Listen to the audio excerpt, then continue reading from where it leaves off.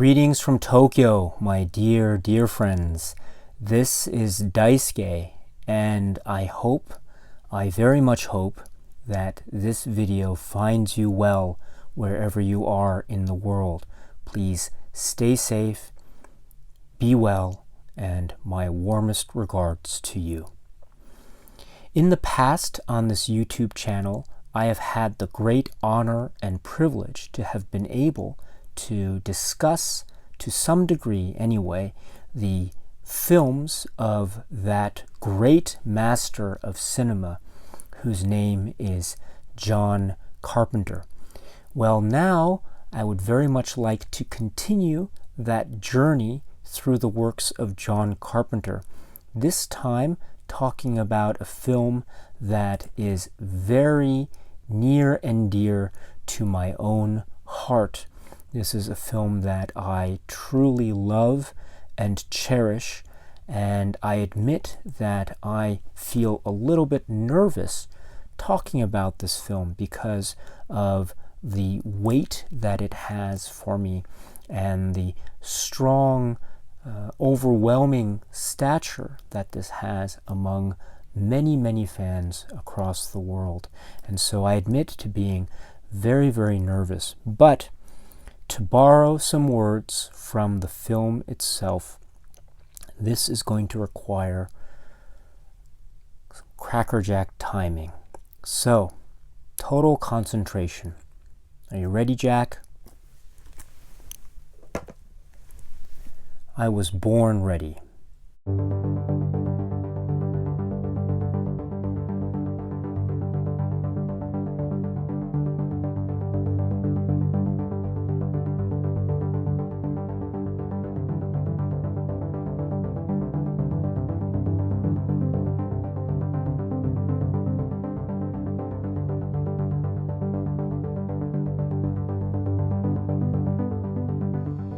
The film is, of course, John Carpenter's Big Trouble in Little China from 1986, starring Kurt Russell, Dennis Dunn, Kim Cattrall, Victor Wong, etc., etc. It is a cast of characters that is splendid. It is a story that is rip-roaring from the very start. It catches you. It enthralls, it makes you laugh, it makes you smile, it adds an element of the unknown, the mysterious, the romantic, the charming.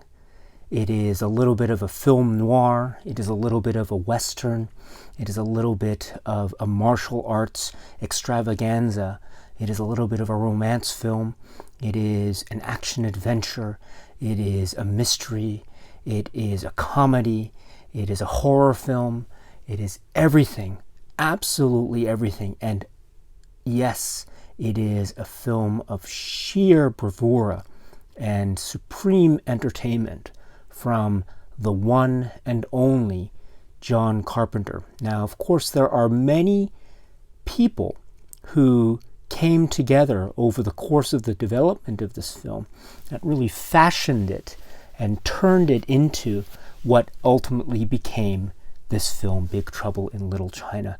And there are so many great things about this film.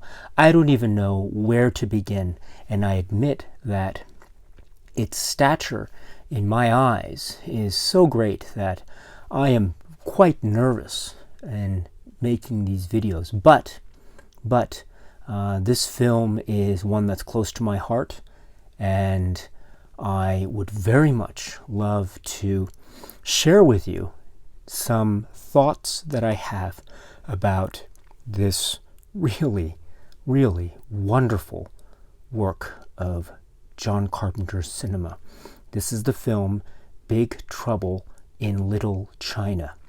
So what I'd like to do to arrange this is a pretty big film for me, but let me begin by going through what I have in terms of physical media copies of Big Trouble in Little China, and we can go from there. The Blu-ray that you see on the table now is the recent Shout Factory, Scream Factory release, Blu-ray release, 2-disc Blu-ray release of Big Trouble in Little China. And oh gosh, this is a really great release, in my opinion, for a number of reasons, which I'll get to in a second. So I have had the great pleasure and good fortune to have had this film on a number of formats. I first had it actually on VHS, but I no longer have that now. I can't find it. Next, I was able to get this DVD a long time ago, and I still have this, and this is one of my prized possessions. I don't know if it's worth that much in terms of an actual monetary value, but this is one of the discs that kept me company for many days and weeks and years, and I cherish this very much. And then I had the Blu-ray, which is right here.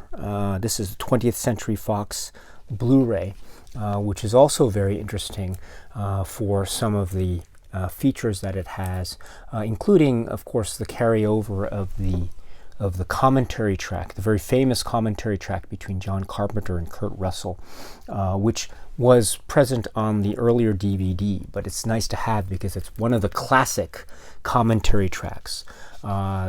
Whenever you have Kurt Russell and John Carpenter on a commentary track, you know you're in for a good time. I would venture to say further that the commentary track from John Carpenter and Kurt Russell with respect to the film Big Trouble in Little China, which also, by the way, is included on the Scream Factory release, and I'll get to that in a second.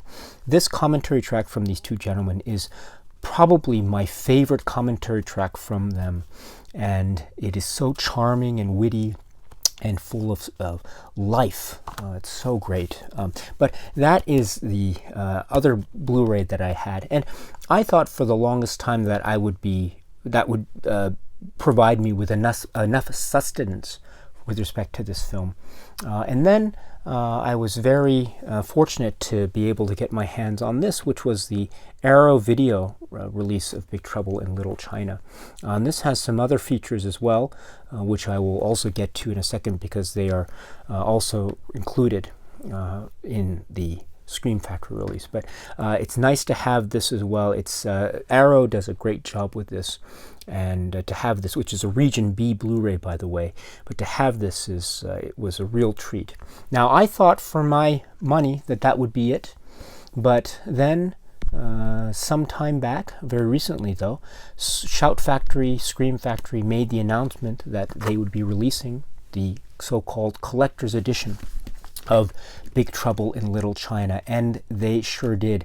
And oh gosh, what they provided was, simply put, spectacular. It is a spectacular physical media release of this film, in my humble opinion. And why do I say that? Well, because, first of all, we have the presentation divided into 2 discs. So we have the first disc, which is the film itself. You also have as well commentary tracks. So you have the John Carpenter, Kurt Russell commentary track, which I mentioned, which is brilliant. And then you have some new commentary tracks, which are great. So first you have a new commentary track from producer and also friend and associate of John Carpenter. This is Larry Franco. And this commentary track is very interesting because he goes into, it's not really necessarily a direct scene-by-scene commentary analysis of the film, as much as it is a conversation with Mr. Franco about his association, his relationship with John Carpenter, how it developed over the years and through the various films. And it's then only about maybe 10 10 or 15 minutes or 15 minutes into the film where we actually get conversation about what's actually going on the screen. So that's an indication about how this is a conversation about Larry Franco's association with Carpenter, his working with Carpenter, his working with other directors compared to Carpenter, and how that informs him and informs all of us about how Carpenter works, his director style, and how he directed this particular film. It is great. It is a great commentary track, and so it's strongly recommended if you haven't heard it already. Then there is another new commentary track, this time with the special effects artist Steve Johnson. And Steve Johnson is very, very famous in terms of his special effects work from the 1980s on. And so he, in his commentary track, and he is a very witty gentleman. He is he likes to have a kind of a vivacious attitude, and he jokes around a bit. So it's a very nice, sort of bubbly conversation that he has. And he is very sort of honest about the effects work that he is seeing on screen. And by the way, some of the effects work, a lot of it, most of it, if not all of it, that you see in Big Trouble in Little China is some of the best effects work from this period. He also goes into some background about the development of special makeup effects during the years around this time, his own involvement, how he got the job, as it were, how he feels about other makeup effects films, such as John Carpenter's The Thing, for example, and so on and so forth. And he talks about, he has a really very interesting story about the actor Carter Wong, who plays Thunder in the film Big Trouble in Little China. And he has a very interesting, so I won't spoil it here, but it's about Carter Wong and the makeup and teeth. And so it's a very fascinating little anecdote about a very fascinating actor, Carter Wong, which I'll also get to in a moment. Which is to say that this commentary track is also one of the best, and it's well worth listening to. So this is the great commentary track with the very famous Steve Johnson. And then, of course, we have the older, yet still one of the best commentary tracks with John Carpenter and Kurt Russell. Plus, we have the film as with an isolated score. If you want to listen to the great soundtrack, the music of this film is simply put divine. I listen to the soundtrack isolated score on a regular basis. It is so good. It's one of John Carpenter's best, and to listen to it, or to have the ability to listen to it in its own isolated form, is really great. You know, you were able to listen to the isolated soundtrack in other releases, of course, but which is, for instance, the Arrow release. You were able to listen to the isolated score through an option here. But to have this carried over, this feature carried over to the Scream Factory release is also essential, because as many of you know, John Carpenter's music is probably as important as the image itself. In other words, the character of John Carpenter's cinema shines through in his music so clearly and so triumphantly. And Big Trouble in Little China is a great example of that, my friends. So to have that opportunity to listen to that is great. I should also say, before I move on to the second disc, that the first disc here has its own set of supplements, which is great. So you can find the theatrical trailers, you can also find the TV spots, which is great. You can also find an electronic press kit, which is interesting. You can also find a great audio interview with John Carpenter, and you can get a what's called a gag reel, and then you can find the music video, which is really wonderful. And there are deleted scenes which I think have a really fascinating curiosity about them, as well as the extended ending. These have been made available in other releases, more or less, but just to have them here again makes this feel more complete. So that's great. Plus, there's photo galleries as well to round out the supplements that can be found on the first disc of this great release from Scream Factory. But this is just the beginning, because this continues on with other great supplement which is found on its own second disc in this release, which is amazing, absolutely amazing. You're getting 2 Blu-rays here, and the second disc is chock full of supplements, and they are wow. Where to begin? So let's begin at the beginning with that second disc. So you have the first new supplement, which is called You're the Hero, which is an interview with actor Dennis Dunn. 14 minutes. And Dennis Dunn, of course, plays Wang in the film. And he's very prominent, and his character is very, very important. Actor Dennis Dunn is talking about his background, his approach to cinema, his career up to Big Trouble, and his experiences on Big Trouble in Little China. What a great interview. Dennis Dunn has a wonderful manner about him. He speaks so beautifully and honestly about his experience, and he always he's the type of person that you see him talk and you hear him in interviews, and he seems to always have a smile on his face. It's really wonderful, and it's just a really great reflection of how well Dennis Dunn played the character of Wang in this film. It's one of the great performances, and it's one of those aspects that I will try to talk about in more detail later. But that's the first new supplement. Then there is the interview that is given by the great actor James Hong, and this is the actor who plays Lo Pan in the film. And this interview is called The Soul of Lo Pan. This is a wonderful interview because James Hong's really sort of effervescent individualism comes to the fore immediately. He has a great manner about him. He has a kind of charming wit, and he has some great stories. He goes into detail about his career and also about his role and the impact of Big Trouble in Little China and how it is remembered even to this day.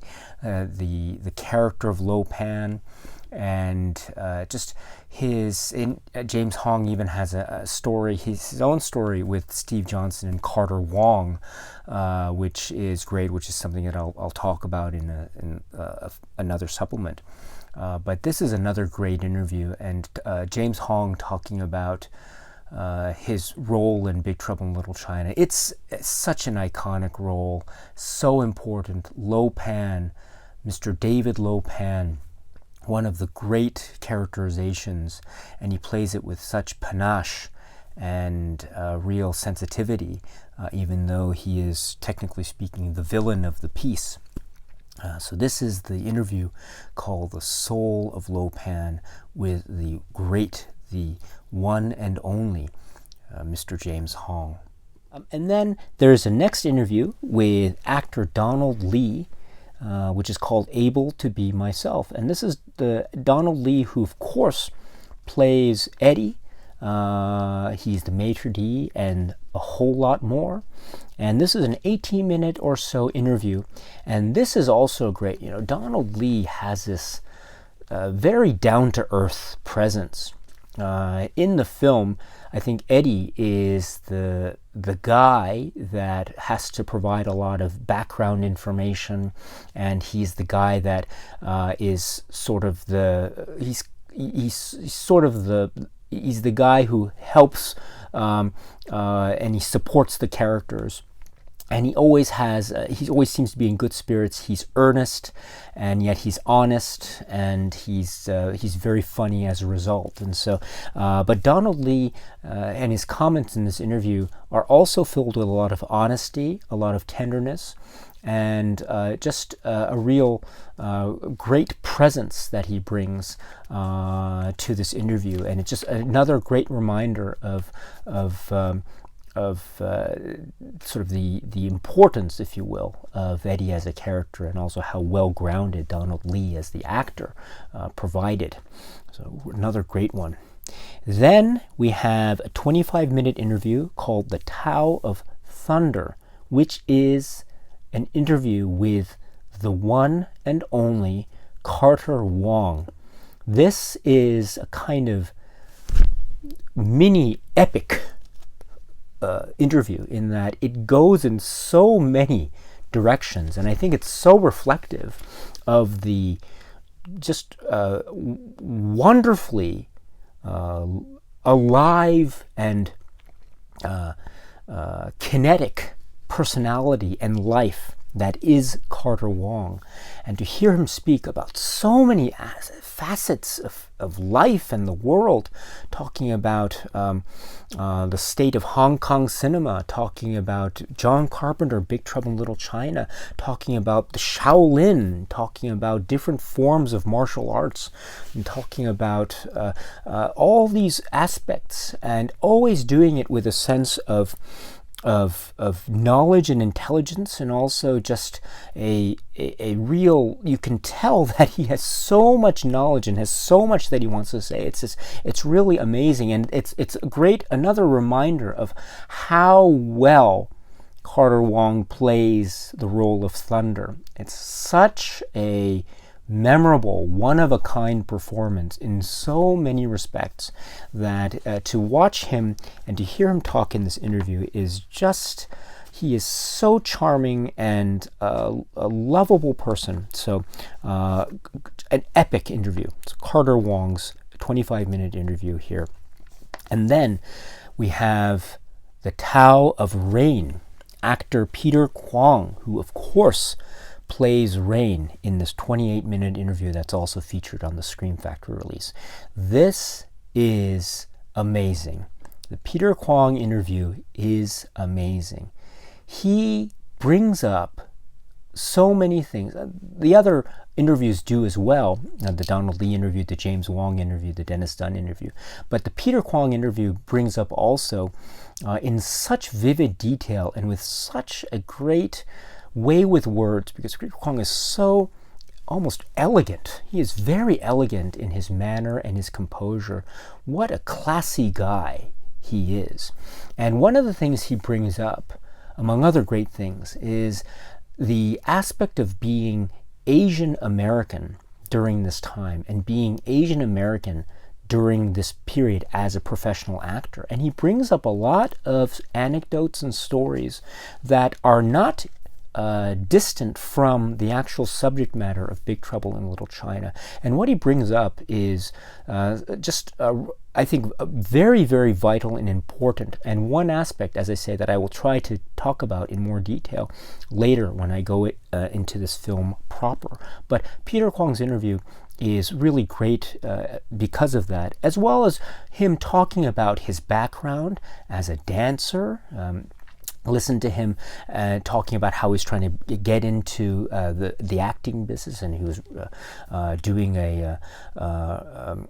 doing an audition for a Bruce Lee role or something like that. It's a very fascinating story, and of course he's working also with in Big Trouble in Little China, and how that impacted his career.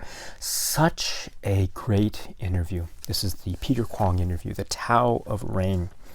And then we have another great interview with actor Al Leong, and he is talking in this interview called The Hatchet Man Speaks. This is a shorter interview, 6 minutes. Maybe his role in the film is not as pronounced as some of the other interview participants, such as Eddie or Wang or Thunder, Rain. But his role is also very, very important. He's very memorable. He has a very memorable look in this film. When you see him on screen, you will never forget him because he has that great impact, that visual cinematic impact. And to hear him talk about his career and about the impact of this film and what his manner is as a kind of when he works on other projects, etc. It's just so refreshing to hear. So this is The Hatchet Man Speaks. And then we have the W.D. Richter interview, and this is really great. This is 20 minutes. It's called Damn Wiley Prescott and the Horse He Rode Him.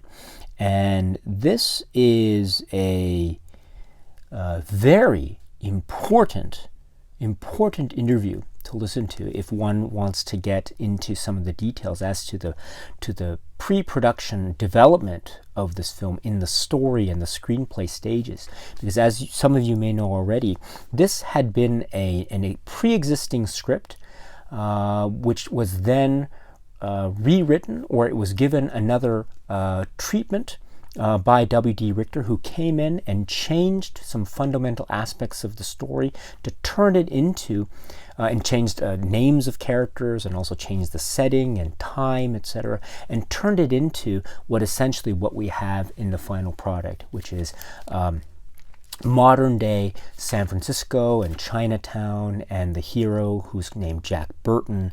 And while there are echoes of the earlier script, which is something I'll get to in another supplement, it has its own unique spin on it, which then became the final John Carpenter film. And to hear him talk about his background and also his inspiration and what he was thinking when he was trying to rewrite or readdress the script is essential, absolutely essential. So this is the W.D. Richter interview, about 20 minutes long. And then speaking of the earlier script version, we have another separate interview with one of the co-writers of that, which is Gary Goldman.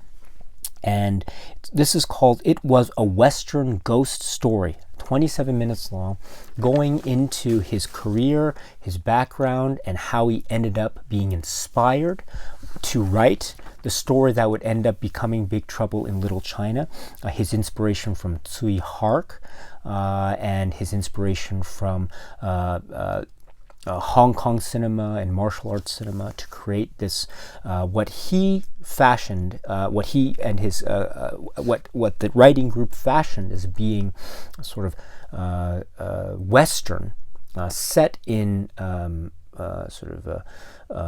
modern times. And then on top of that, we have the whole ghost story element that ends up in the final film, of course. But it was essentially a Western. And so to hear him talk about the film, the story, and then to hear him react to the final film product, to hear his thoughts about what he thought was good about the final film product, what he thought was better about the original story, the differences, the changes that were made, etc. This is also very much essential for anyone who is interested in the background and history of the making of this film. So this is very essential. So the Gary Goldman interview, It Was a Western Ghost Story. Then we have the interview with James Liu, who is the martial arts choreographer. He also features in a sort of a supporting role in this film. This is called Poetry in Motion, and it's 35 minutes. It's quite long. It's great. It is absolutely great because James Liu talks about the choreography and the stunt work.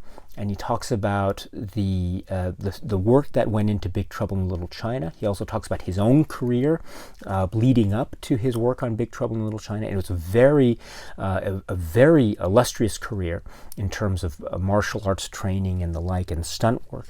And of course, he has a very famous stunt career after Big Trouble in Little China, which he also talks about in the interview. And he also gives a very impassioned plea almost in terms of trying to get more recognition for stunt work among the cinematic awards industry. At the moment, this is now 2020, there is no, as far as I understand, there's no main Academy Award given to stunt work, which is what James Liu is talking about. And so this is something that he laments, but this is also something that he hopes will change in the future. But this is an example of how great this interview is. It's nice and long, 35 minutes, and it's so filled with a lot of great information about Mr. Liu. So, Poetry of Motion.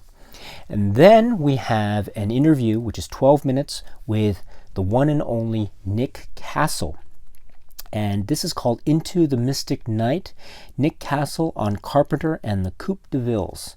And what this is referring to in the context of Big Trouble in Little China is the song that was performed by John Carpenter and Coupe de Villes, and Nick Castle was a part of that. And so talking about his relationship with Carpenter, talking about the relationship that existed, of course, through cinema, but also through music and the like. And so the song is such a fascinating song in and of itself, and I'll try to talk about that to the best of my ability later in discussion of this film. That's a great song, by the way. But this is a great interview, so the Nick Castle interview. And then there is the interview with Tommy Lee Wallace, which is called Since We Were Kids. So he was a member of the Coupe de Villes and also second unit director.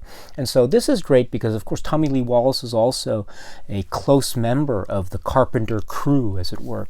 And to hear Tommy Lee Wallace talk about his relationship with Carpenter, sort of growing up, to hear him talk about his professional relationship and how Carpenter really helped him and affected his career in a positive way, and also to hear his take on music and how that was also another great way for him and Carpenter to connect, etc., etc.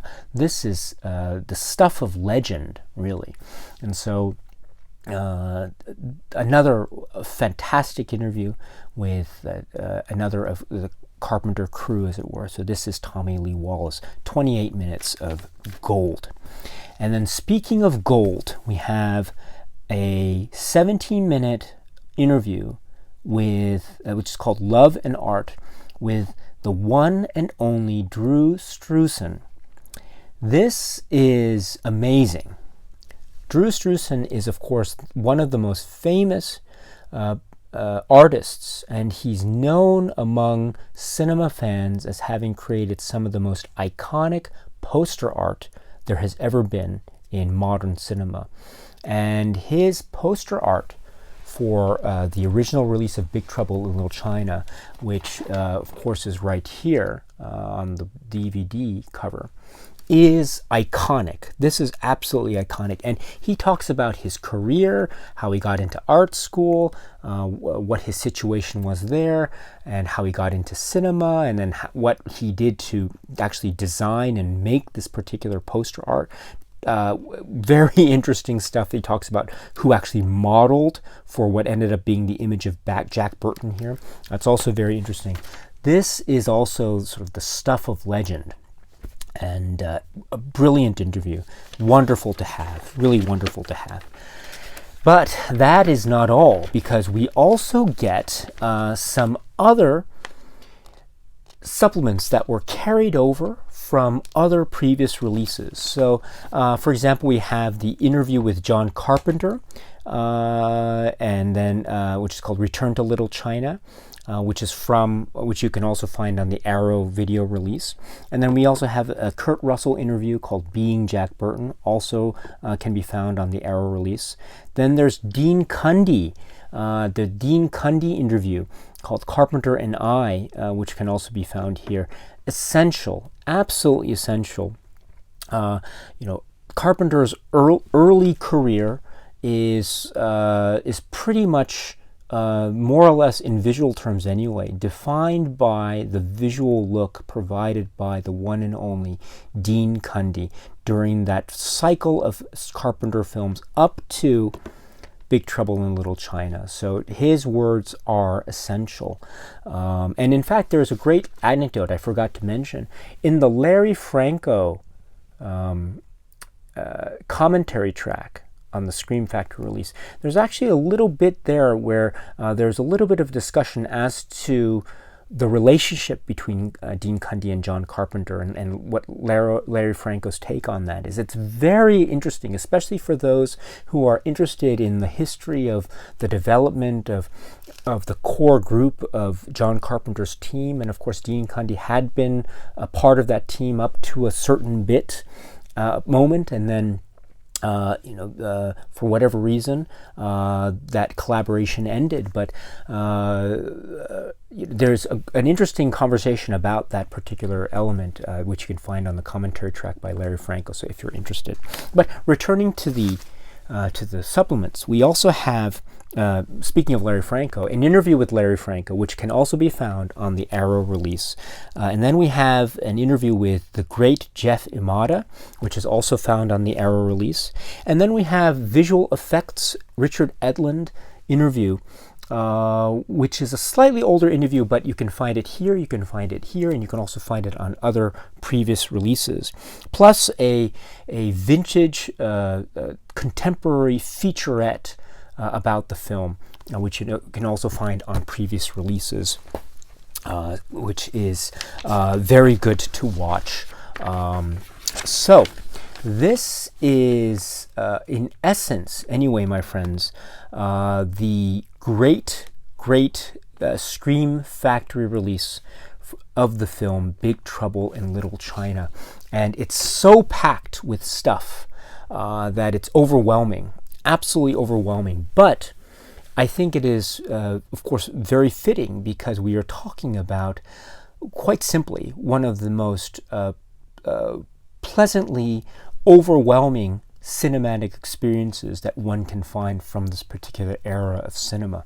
And so this is, in a nutshell anyway, the release of the film Big Trouble in Little China on physical media anyway. So now what I'd like to do is I'd like to just stop this video now, and in a subsequent video, a separate video, what I'd like to do is I'd like to talk about this film in detail, and talk to you about why I love it so much. What are some specific aspects of the film that I love?